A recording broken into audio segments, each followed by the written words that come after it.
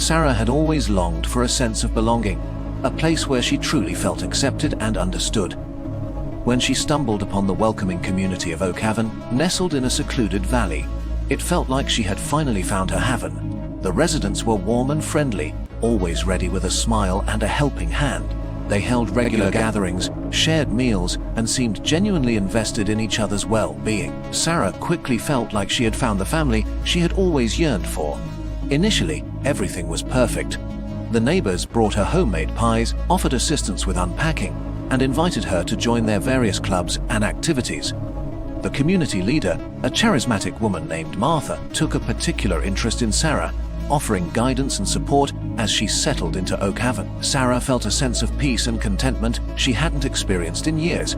But as time went on, subtle inconsistencies began to surface, little things that pricked at the edges of Sarah's newfound happiness. She noticed that the residents seemed to share an almost unnerving level of agreement on everything.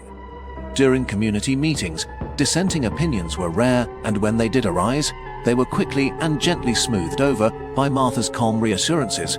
Sarah also started to feel a subtle pressure to conform. While no one was overtly demanding, there was an unspoken expectation to participate in all the community events and adhere to certain unspoken rules. She noticed that those who seemed to deviate from the norm were often met with gentle but persistent encouragement to rejoin the fold.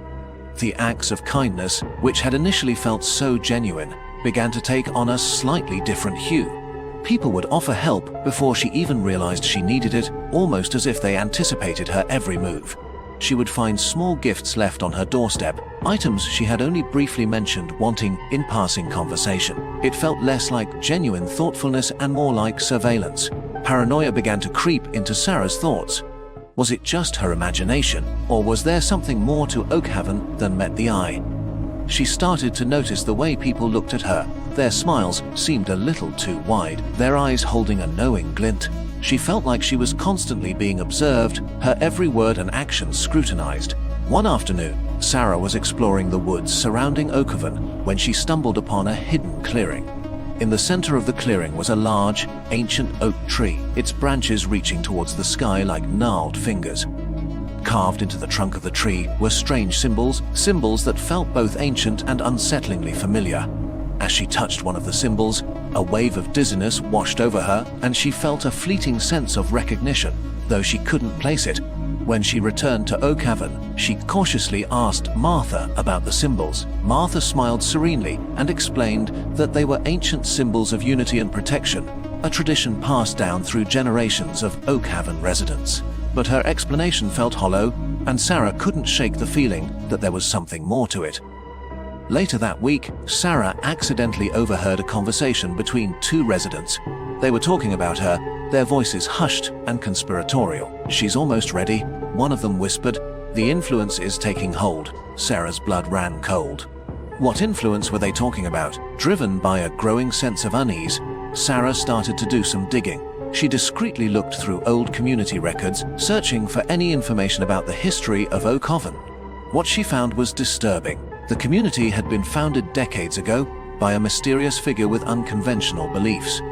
There were mentions of ancient rituals, of a deep connection to the land, and of a shared purpose that transcended individual desires. The more she learned, the more convinced Sarah became that Oakhaven wasn't the idyllic haven it appeared to be. There was something else at play, a hidden agenda beneath the veneer of warmth and kindness. She started to feel like she was a pawn in some elaborate game, her every move anticipated and manipulated. One evening, Martha invited Sarah to a special community gathering held at the ancient oak tree in the clearing. As Sarah approached the clearing, she saw the residents gathered around the tree, their faces illuminated by the flickering light of torches. They were chanting in unison, their voices rising in a hypnotic rhythm.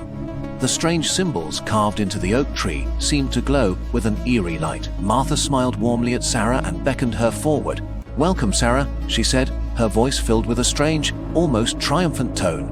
"Tonight, you will truly become one of us." As Sarah looked at the faces of the other residents, their eyes now holding a vacant, almost glassy stare, she finally understood the warmth and kindness, the sense of belonging. It had all been a carefully crafted illusion. Oakhaven wasn't a haven, it was a trap, and she had walked right into it. The influence they had been talking about, it wasn't about belonging. It was about control. Terror seized Sarah. She tried to back away, to flee, but the other residents began to close in on her, their smiles unwavering, their eyes fixed on her with an unnerving intensity. Martha reached out a hand, her touch surprisingly strong and cold. "Don't be afraid, Sarah," she said, her voice now laced with a chilling undertone. "You're finally home." As Martha's grip tightened, Sarah saw a fleeting glimpse of her own reflection in Martha's eyes, but the face that stared back wasn't entirely her own. There was something else there, a subtle shift in her features, a vacant quality in her eyes that mirrored the other residents. A horrifying realization dawned on Sarah. The influence wasn't just taking hold, it was complete. She was no longer Sarah. She was one of them now. As Martha's cold hand clasped hers, a strange sensation washed over Sarah.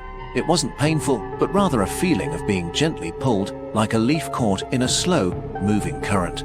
Her thoughts, which had been racing with fear and panic, began to quiet, the sharp edges of her individuality softening and blurring.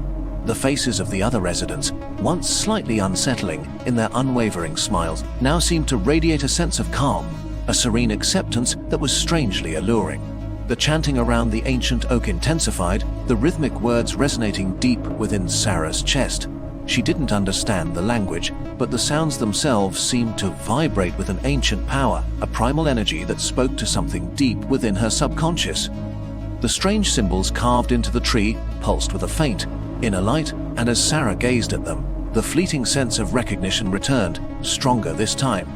It felt like remembering a long-forgotten dream, a truth that had always been just beyond her grasp. Martha's smile widened, her eyes gleaming with a quiet triumph. "You see, Sarah?" she murmured, her voice soothing and hypnotic. "There is no need for fear. Here, we are all one." The gathering continued long into the night, the chanting growing louder, the light from the torches casting dancing shadows that seemed to writhe and coalesce around the ancient oak.